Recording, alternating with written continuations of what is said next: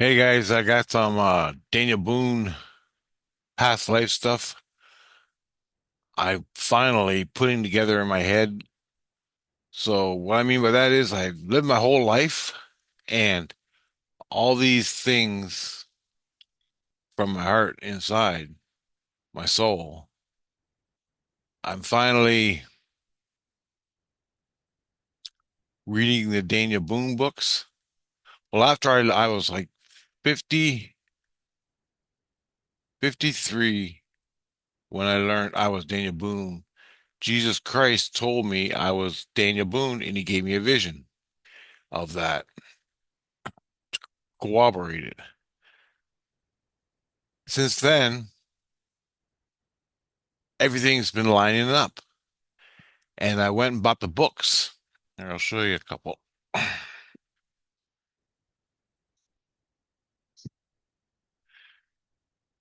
That's the essayist book.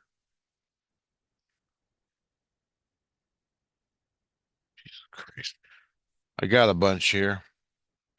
I read that one, read the Bigfoot one, and I didn't get anything more on Bigfoot. Still waiting on that. Trying to dig that out. I got Daniel Boone, Days in Indiana.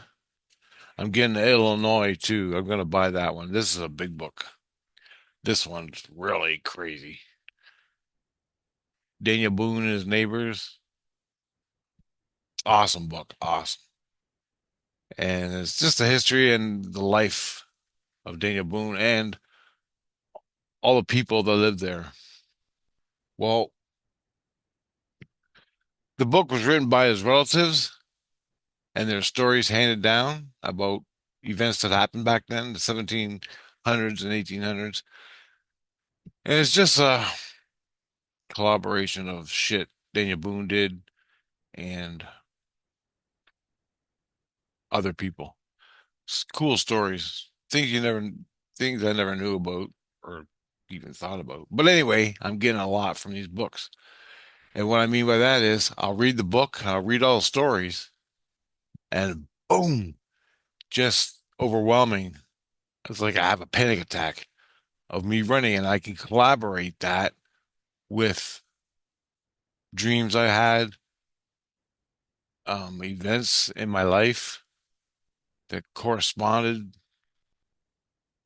to that. And I'll give you an example right now. This I'm making a new playlist on Daniel Boone past life experiences, and I'm gonna start it off with this one. So check it out. Okay, this one I read about it in the book, and it was profound. Is when Daniel Boone got captured by the Indians, and he had to spend, I think it was the second time. He was captured three times, I think, maybe two. I can't remember. I haven't read all the books yet, but anyway, he was captured by Indians. He's being held hostage, well, more or less, and he left. It was a long time. I think it was this experience. They drank. Well, the men went out to hunt or something. They heard a noise in the woods. They went out to look for it, to find out gunshots or something. They went out to find out what was going on. But when they left, they were all drinking my booze. I had a whiskey with me, uh, skin full of whiskey, and the women that were there, they were already drunk when the men took off to find out what was going on. Now, there weren't people coming to rescue me. There were not people coming to rescue me. There was just noises out in the woods. So they took off to find out what was going on. They wouldn't be back all fucking night because that's the way they were. And the women got pissed drunk off the whiskey. So Daniel Boone untied his fucking I was Daniel Boone, and I untied my hands or legs or something. They had me tied up, and I remember in the book it said Daniel Boone made his escape, and he ran for 200 kilometers or 200 miles.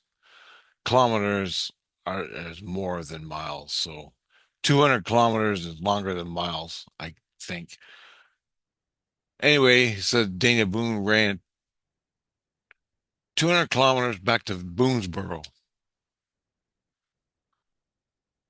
It was a long fucking trip. I remember that. I'll get to it. Thing is, I read that in the book and it hit me. I remember it. I remember the fucking trees. I remember ferns. There were ferns in the meadows I had to cross. I was afraid to cross the meadows, so I skirted the wood line around. Things like that. Things that didn't say anything in the book. So I'll take you through what I remember, recalled what I experienced. So I was fucking nervous because these guys wanted me dead. And I don't think I was there for very long, but I had to get back to Boonesboro.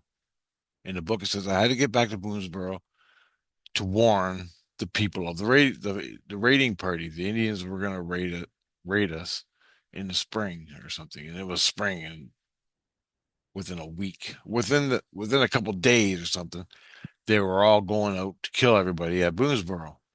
So I had to get back there and warn them. So, and they caught me.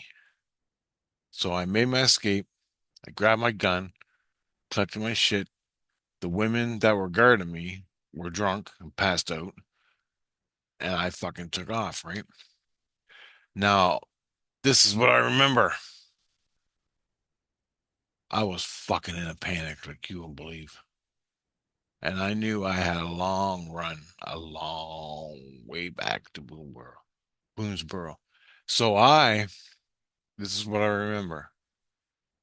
It was the middle of the night. I knew the way back. I figured I gotta run all night. My way of what I was thinking was I had to run all night in the pitch black. When dawn came, I would take a break, reorganize my where I was, and carry on from there. So that's what I did. I ran all fucking night because I had to make my plan was I had to make distance before the guys came back to the girls, found out I was escaped. They come after me, and I wanted to make as much distance as I could between that time limit. That's what I remember. I remember that so good. And then I ran all fucking night. When dawn came, I came up to a meadow. I didn't hear nothing behind me, but that doesn't mean nothing. I didn't hear nothing, but I was fucking scared. And I am hungry. My fucking feet were smashed up from running all night in the woods. So I came to a meadow and I had to skirt around the side along the bush so I could get for cover, take cover, and they wouldn't see me. Or because if I ran through the middle of the bush, they'd fucking know I was there. I didn't know how far they were back or even if they came after me, but I couldn't take that chance. So I skirted around the tree line in this big ass meadow and made it to the other side and started running again. I ran all fucking day. Still nothing came. I came to what the hell are them trees called? Birch trees. I think they were birch. of like birch trees. And I came to the birch trees, and the dynamic changed again. I had to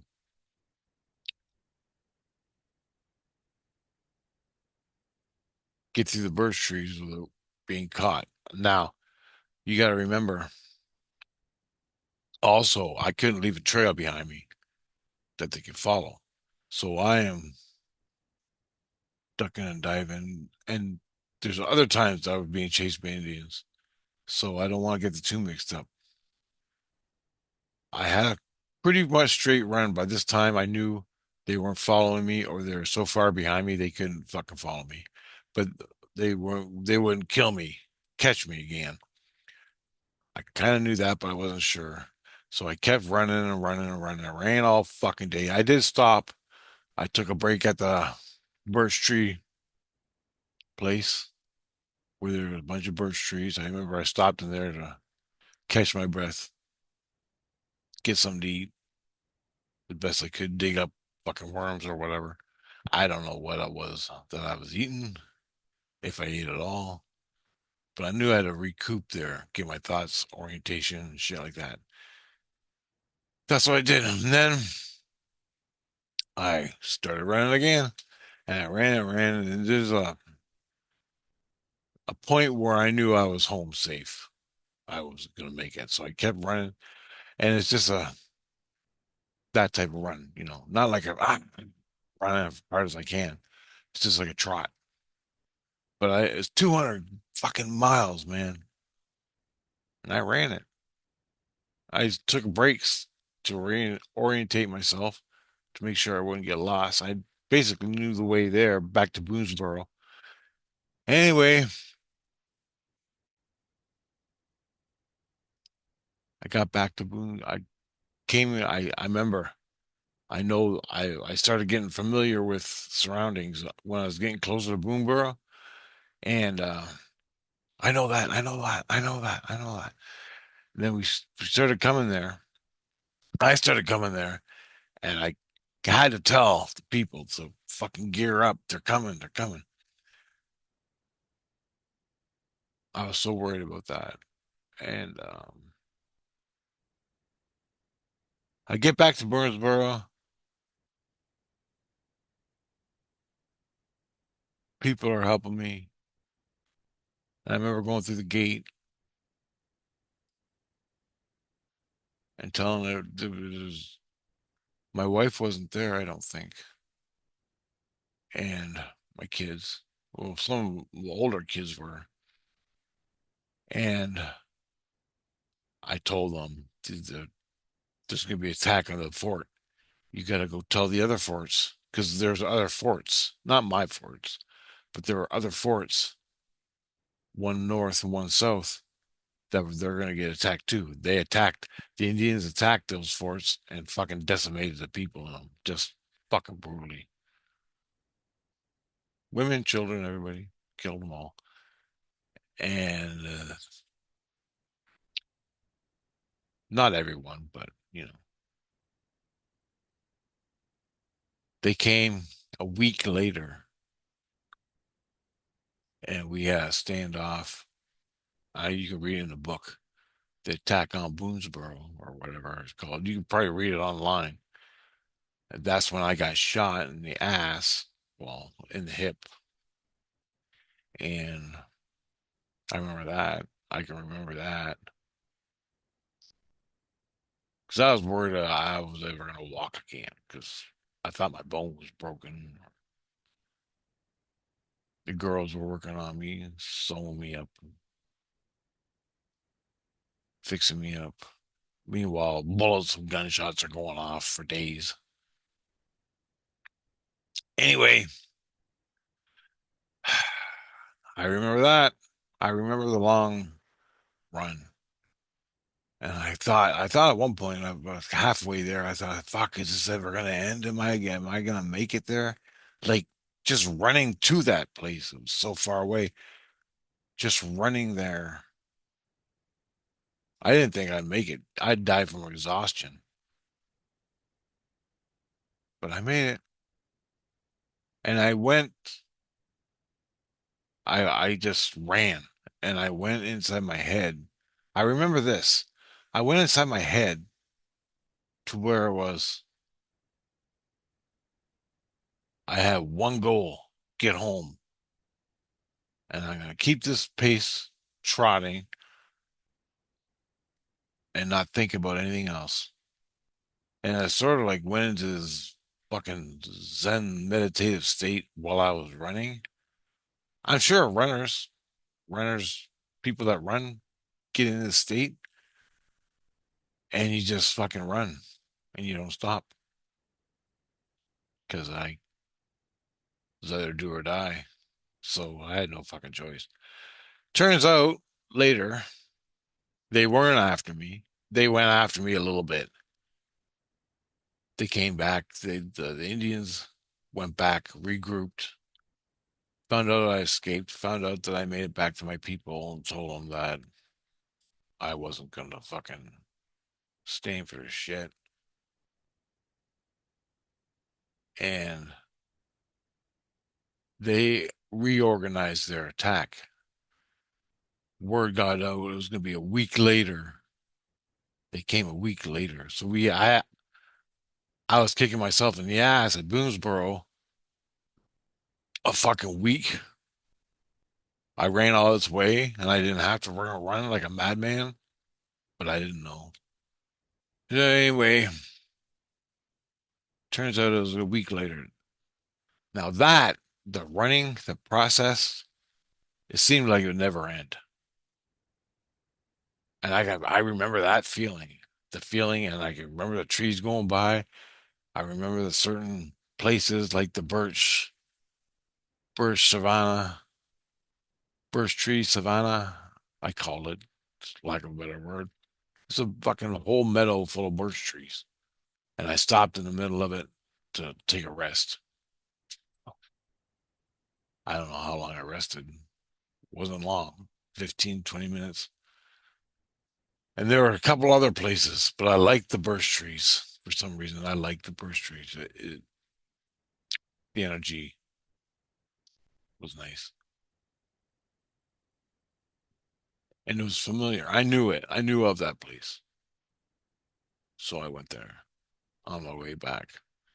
I stopped there to catch my breath, and it was halfway, halfway between Boonesboro and where they had me. That is what I remember. That is what I recalled after I read that episode in the book. And in the books, almost every book has it, and it's probably online. Yeah. So that was one that was I don't know which when I got captured. Because the second time I got captured, I think that was the first time. The second time I got captured is another video. I'm gonna make it. There's some definite things I remember from that.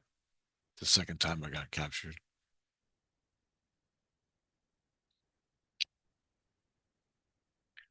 Anyway, I remember it. Fuck. It's crazy.